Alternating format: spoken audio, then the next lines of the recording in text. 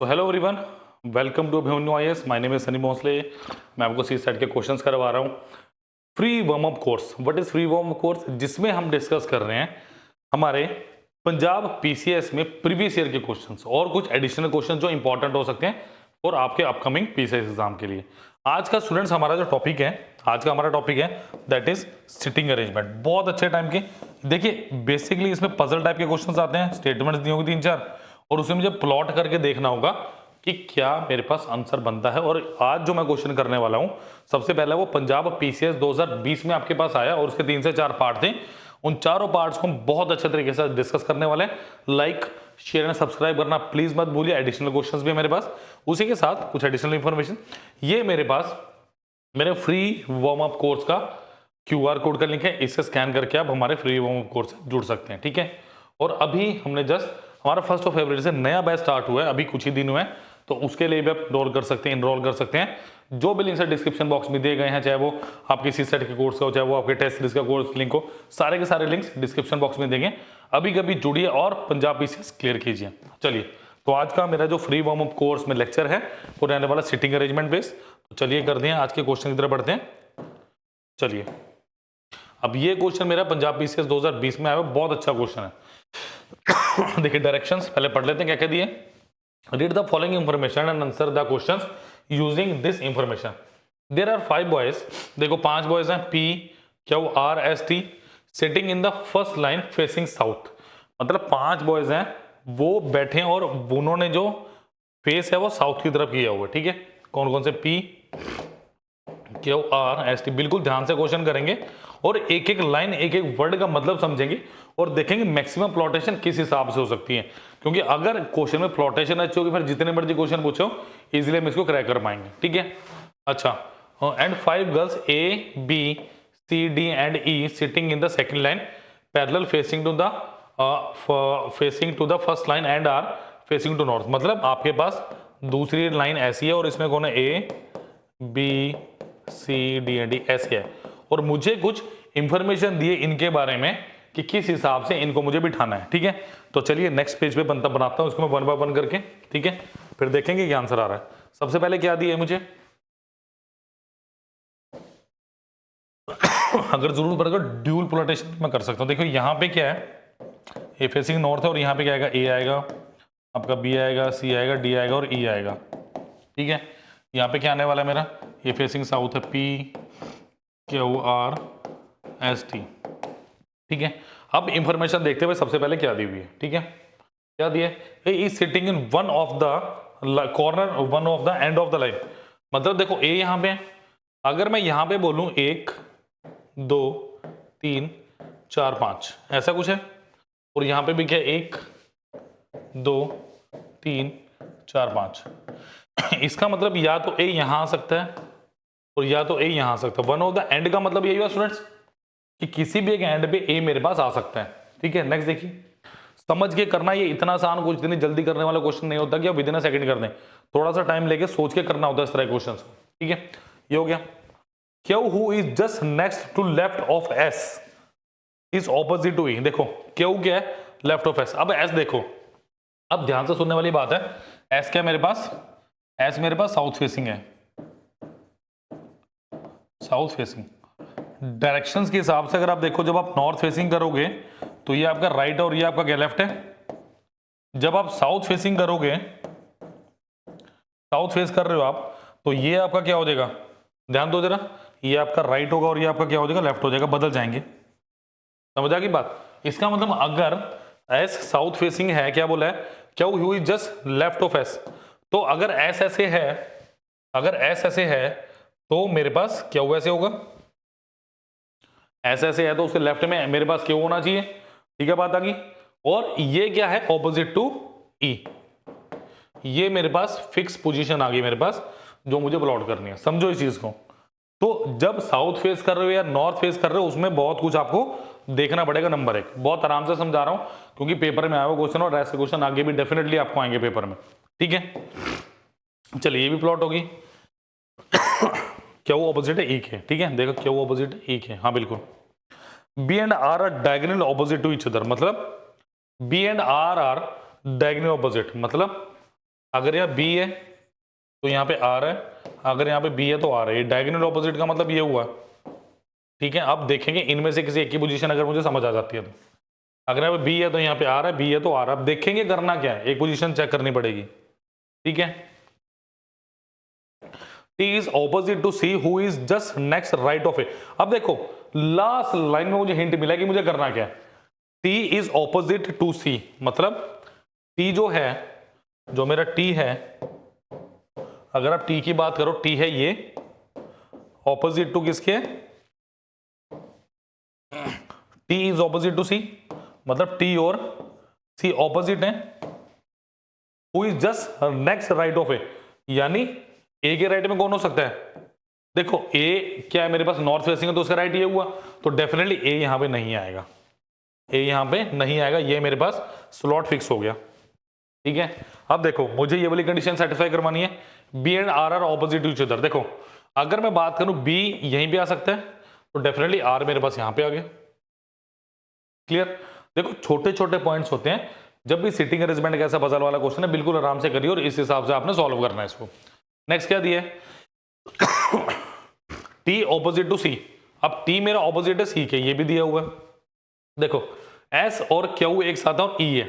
देखो सपोज करो S मेरा यहां है, अब देखो S और Q की पोजीशन क्या हो सकती है? S Q यहां हो सकते हैं और S Q यहां हो सकते हैं, बट अगर आपने S और Q को यहां लगाया तो Q के ऑपोजिट में क्या आना चाहिए? E।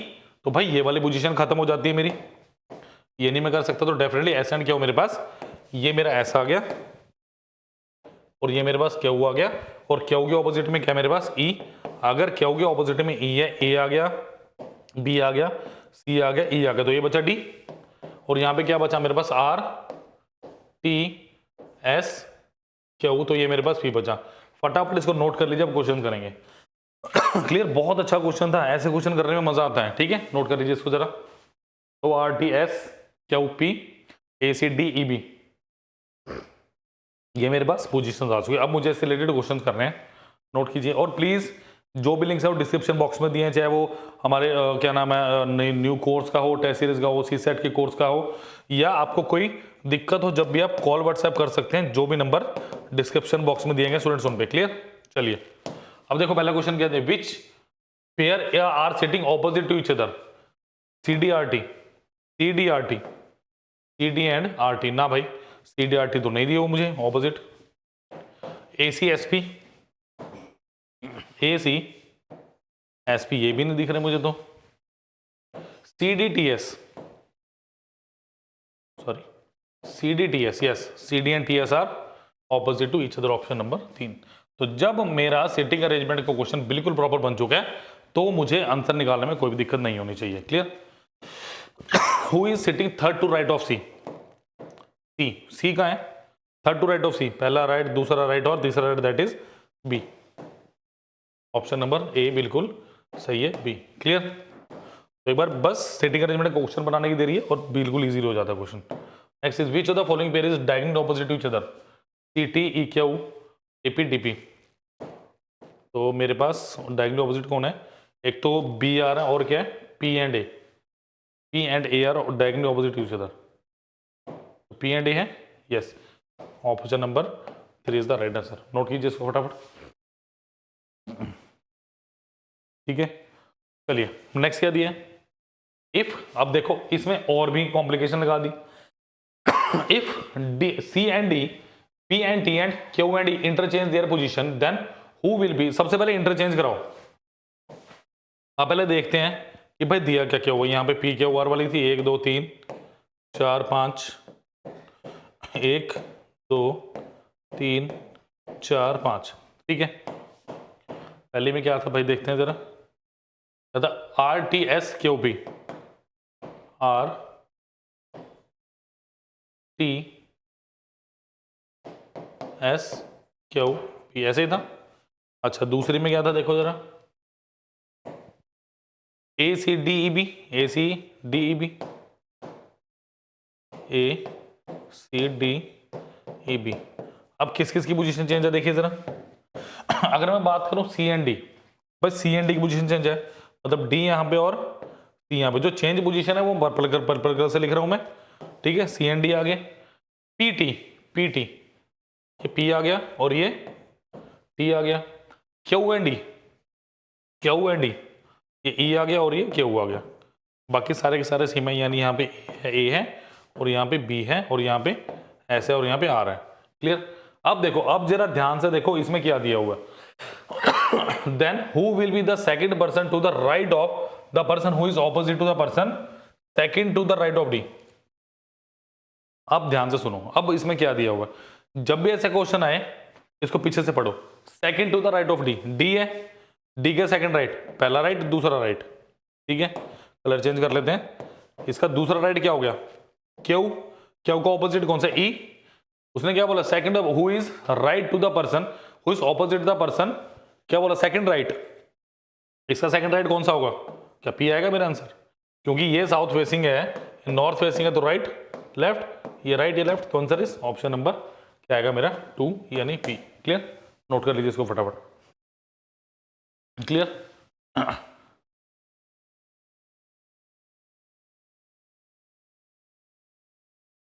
डन? नोट कर लीजिए फटाफट इसको, कोई डाउट हो तो पूछ सकते हो आप। चलिए, इजी था, बहुत इजी था। नेक्स्ट पे चलते हैं जरा। चलिए, अब ये भी क्वेश्चन आपकी पीसीएस 2020 का ही है। हलवा जलेबी बर्फी वाला क्वेश्चन है भाई, बहुत बढ़िया सा क्वेश्चन है।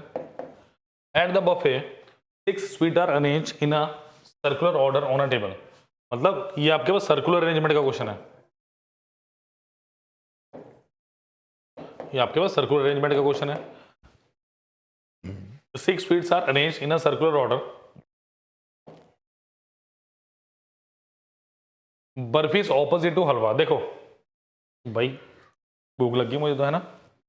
देखो, जब भी ऐसा होना, यहां बॉटम से शुरू करो। ये दिखेगा आपको, हाँ दिखेगा, P U R, barfi is opposite to हलवा।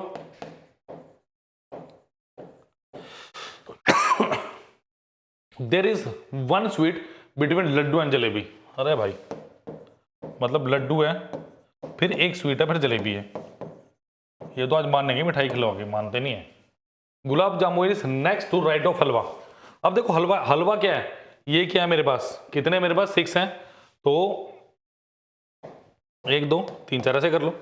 अब क्या बोला, there is one sweet between laddu and jalebi, gulab jamun is right of halwa. तो ये अगर हलवा है तो गुलाब जामुन हुआ, क्योंकि इस केस में भी जो हलवा है वो मेरे पास साउथ फेसिंग है। साउथ फेसिंग के लिए राइट इधर वाला और लेफ्ट इधर वाला, ठीक है। अंदर को फेसिंग इनसाइड है। Rasgulla is one of the sweet. अच्छा, रसगुल्ला भी एक स्वीट है। Which sweet is 2 place away to the left of gulab jamun. अब देखो, लड्डू जलेबी के बीच में एक है। देखो, अब खाली प्लेसेस कौन कौन से हैं, लड्डू जलेबी यहां नहीं आ सकते क्योंकि उनके बीच में, तो क्या लड्डू जलेबी यहां आ सकते हैं, इनमें कोई एक आएगा। एक है लड्डू जलेबी, ये लड्डू और जलेबी के बीच में एक है, दैट इज बर्फी, कंफर्म हो गया। अगर वो ये पूछता भाई लड्डू और जलेबी के बीच में है, तो मैं क्या कहता भाई मेरा बर्फी आंसर है। अब रसगुल्ला यहां बचेगा। Rasgulla one of the sweet, क्या दिया है, which sweet is 2 places away to the left of gulab jamun. Gulab jamun है, गुलाब जामुन है, अंदर फेसिंग है, ये लेफ्ट और ये राइट, तो 1 2 आंसर इज आपका ऑप्शन नंबर डी, रसगुल्ला। 2 का मतलब यही हुआ। क्लियर? नोट कर लीजिए इसको प्लीज, सही आंसर। तो ऐसे क्वेश्चन आएंगे तो बिल्कुल कर लेना। ये 2 क्वेश्चन आपके पंजाब पीसीएस 2020 में आए थे, इसीलिए सीटिंग अरेंजमेंट थोड़ा इंपॉर्टेंट हो जाता है आपके लिए, ठीक है। फिर पजल सेक्शन भी करेंगे हम, उसमें भी देखेंगे क्या आ रहा है। देखिए, P Q R S T U V and W are sitting round the circle and are facing the centre. कितने भाई, 1 2 3 4 5 6 7 8 8 है। मैं अभी हमने 6 वाला किया, बट 8 वाला करेंगे तो ज्यादा अच्छी अंडरस्टैंडिंग होगी। P is second to right of T. अच्छा, who is the neighbour of R and B, किसकी बात करें, टी आर और वी का नेबर है। S is not the neighbour of P, S P का नेबर नहीं है। V is neighbour of U, V U का नेबर है। Q is not between S and W, W is not between U and S, then who is sitting opposite to you. Try कीजिए, try कर सकते हैं इस question को, अच्छा question है, ट्राई करिए। देखो, सबसे पहली बात 8 है, 1 2 3 4 5 6 7 8 है मेरे पास। P Q R S T U V W, ठीक है। P is second to the right of T. अगर मैंने टी बोला यहां पे है, टी मैंने यहां बोला तो उसका सेकंड राइट कौन सा हो? पहला राइट, दूसरा right. P is second to the right of T. Who is neighbour of R and B? कौन है भाई आर और बी का नेबर?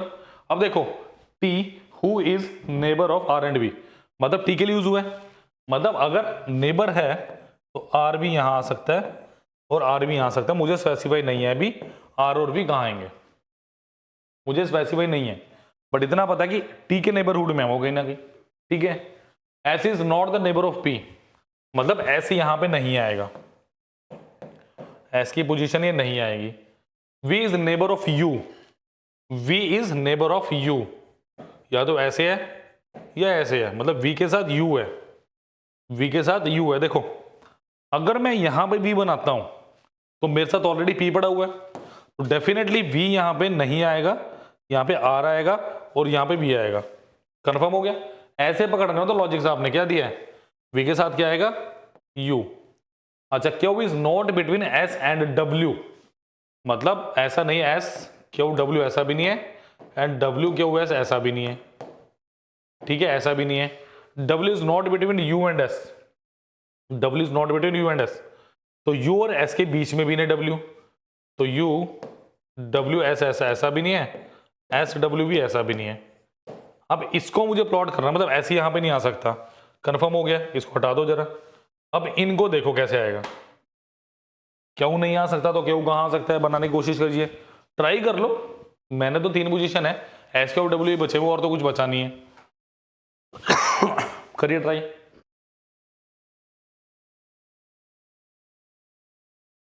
देखो एस यहां नहीं आ सकता, अगर एस यहां नहीं आ सकता, एस यहां आ सकता है, यहां आ सकता है।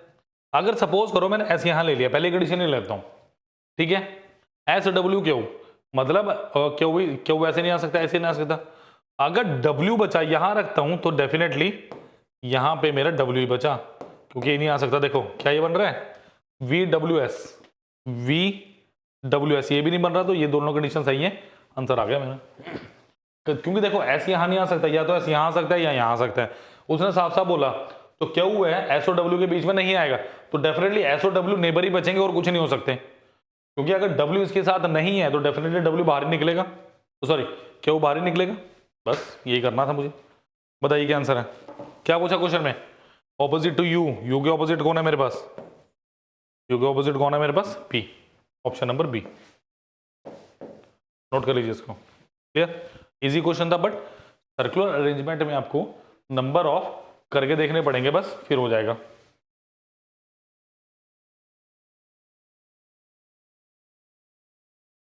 चलिए, तो आंसर क्या आ गया मेरा? आपका option number B, P was the right answer. Clear? चलिए नेक्स्ट इज, तो स्टूडेंट्स हमारा आंसर था पी। चलिए चलते हैं नेक्स्ट क्वेश्चन की तरफ। चलिए नेक्स्ट क्वेश्चन इज बहुत अच्छा क्वेश्चन है, लास्ट क्वेश्चन है आज की क्लास का ये। ठीक है, तो इस क्वेश्चन के लिए मैं आपको 20 से 30 सेकंड दे रहा हूं, पहले ट्राई कर लीजिए। मैंने तो करवाना ही, अगर आप ट्राई करेंगे हो गया तो कॉन्फिडेंस अच्छा हो जाएगा आपका। करिए। ए, चलिए मैं स्टेटमेंट पढ़ता हूं पहले। A B C D E F G H है ना, अभी भी 8 पार्टिसिपेंट्स है मेरे पास। ठीक है, are sitting around a circular table facing the centre, again facing the centre. याद रखिए फेसिंग द सेंटर के केस में आपको राइट लेफ्ट का बहुत सारी चीजों का ध्यान रखना पड़ेगा। ठीक है, but not necessarily in the same order. G sits third to the right of C, तो आपको पता चल गया सी की पोजीशन पहले रखनी, उसके बाद जी को रखिए उसके साथ। ठीक है, E is second to the right of G and fourth to the right of H. अब देखना पड़ेगा ई की पोजीशन 2 पर्सन के विद रिस्पेक्ट टू दी हुई है, तो आपको ये सारी चीजें नोट करनी पड़ेगी कि किसके रिस्पेक्ट में किसकी पोजीशन दी हुई है। ठीक है, B is fourth to the right of C, फिर सी को आधार मान के बी की पोजीशन बहुत इजी है। D is not immediate neighbour of E, D E का नेबर नहीं है। A and C are immediate neighbours, बड़ी अच्छी इंफॉर्मेशन है, वैलिड है। जल्दी से कर दीजिए, 30 सेकंड में हो जाना चाहिए, ट्राई कीजिए फटाफट।